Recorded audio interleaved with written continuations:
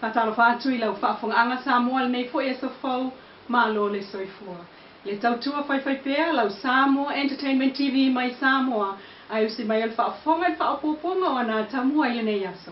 Ya, le anga mai tonu mo fa mo le so. Era pio tudo muito marinho, tapar o marinho a ver se Samoa com ponto. E olha a mataria tá do papo sinonga. A molmolo la ave fa lo ya ina to la. Wala wala tum taupu. E mamalo ta poinga. E olha a faga sa no na va via pio tá do papo sino. E mais so da to ro fa tau de to papo sino. E lo ya mar baenga. Passa lá. Até minei ya tá do talibão. Mau sa no, wa ya pio mai tot ale ai. Ya, banga buie, ta po yai po ta tali mawai pa ang faralo. Pamilya le yaso pa mole. Ta do lo la ei, o po le joata leao, ta wa ralo. Ile pa ta gaina se me aso e lo mo pe le ato pa mole. O le tulanga el telefoni, ile pa ta gaina to pa fido. La lava se le curata el to pa fido pe ta pai. Pa mau ira no la telefoni, ile pa ta gaina. Pamilya le yaso pa mole. Ua fola le whaamsinonga e na o le taito o tasi mai le ofisa whaasalalau. E whaatanga i to tonu o le potu whaamasino le whaamsinonga whaitu malo i le so. Le potu whaamasino le ua wala awai le mta upo le taitai o le whaatuatua i le atua Samoa ua tasi. La uli al mali atua pula taivao. Ma leisi whai pule mai la wafo i savai if pule i whaasavalu whai mata sua. O le li leo whaamalo lo ya li o whaataumalama. O le tamaita i tu stala ya Lise Marie Schmidt. Ma leulunga li i Samuelu malona faltua. Mo lianga e le tasi pe lua. Tawi whaamatalanga peitai. E so o tanga umalama ile malio le li ia onga Universite wa Samoa tu wa Maletino. Ya apelila luatasi lu o luatasi leo o mai nei. O lo mistelio lilo lava le avta vale na maliwai ele imaua. Ma fola ai. Ele fionga komsino leo au pa aulongo i Tino Filippo. Ile nata i mele aise whaamao ningo whaamtalanga Samuelu. E pei ona taunu ia ile la tosuenga. Uvala awai nei le solmta upota uailunga. Tato talo yo musale so. Tato talo yo tide mule so. Tato talo ko yo fungia le tumatai pansino. Lo fungia ali matamatai doia. Ina wina tau ya matato sa ibu. E nei se me lo tato mo le natai me sa ile la mi ton gal lai. Tato fa mo le ri. Pa kai pelo leo.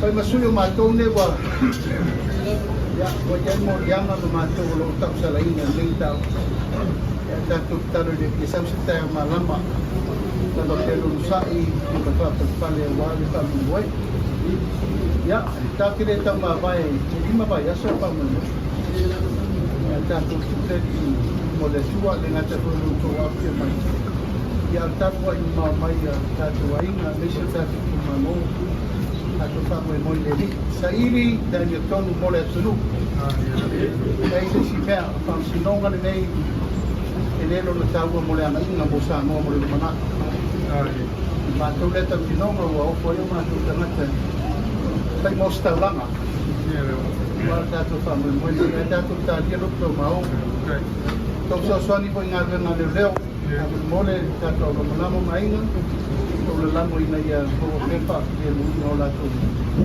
ale no dia so ko na no la skala la to le ta ko yo na do ta sa on ta la moni ta le fa bile mo le ma to le ta lo pa ye man vira to ta poina ma to o to na ma le o ta lo mo ta sa mo mo o le fionga le sala no Francis Rupena Brown o le officer silum tanga renga o le sio manga ma ofa natura na te whaafeiloa i malo whaalongi o le so. O le sauninga whaapitoa e whaile office o le moto mata anga le Robert Louis i vai lima. E tamua i le awa whaafeiloa ai. Mo le sui o le malo Australia i Samoa. Will Robinson o le sui o Australia for First Nation People, Mr. Justin Mohammed. Ma le minister mtanga ringa o si o manga ma ofa natura to sulusulu Cedric Bose Schuster. O le whailua inga le nei ua whaapitoa mo le sainia o le malienga MOU, Memorandum of Understanding, i le vale Samoa Cares, ma le UNDP, MNRE, ma le sui o Australia. Whaasola neai whaatatanuanga a le Samoa Cultural Heritage i le vā o le minister o si o manga, na mulau ulu Filipo Reupena, ma le sunga ngalu malemana Steve Percival. Inisio tala wale mawhaiona no fwa ia li i mawhai pule le fiu anga o le visa le moa. E pe ona mōli mawela na pepa o whaamtalanga. Whaasalaunga ma whaamtalanga wali poti se ai le mau le vi a o tau mawhai. E pui puilo na whaasina manga malona tofi.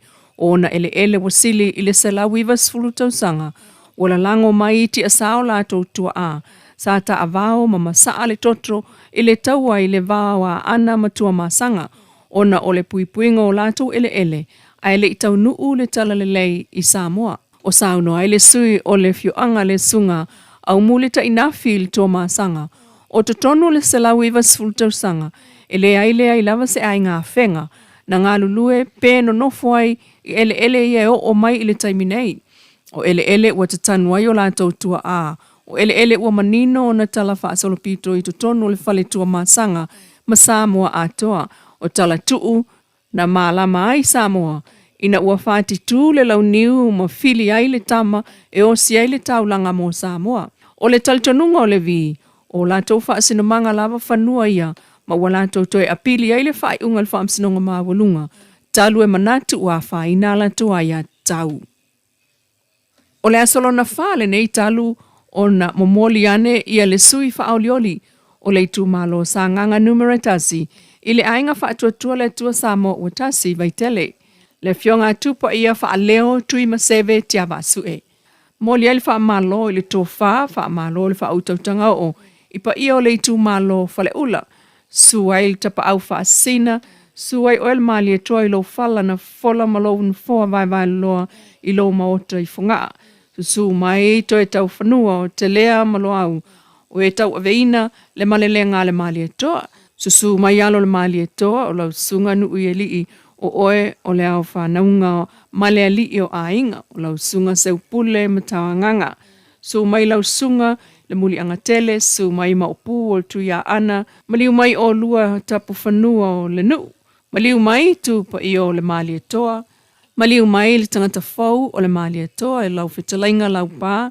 Ma malu mai a oe le whale tolu. I whale ula a ele, nuu, solomona fau, matafa ingata. O le vai asolo nei, o lo ta pena e moli e foi, ni isi sui fau ele ainga o le whatuatua i le atua Samoa ua tasi, au ta pena atu mo le palo ta tele lua o lua ono. Se tautua le nā, lau Samoa Entertainment TV mai Samoa le nei fo iaso, e wha moe le lofo le tua tātou tui whiro, e fo iaso wha poponga,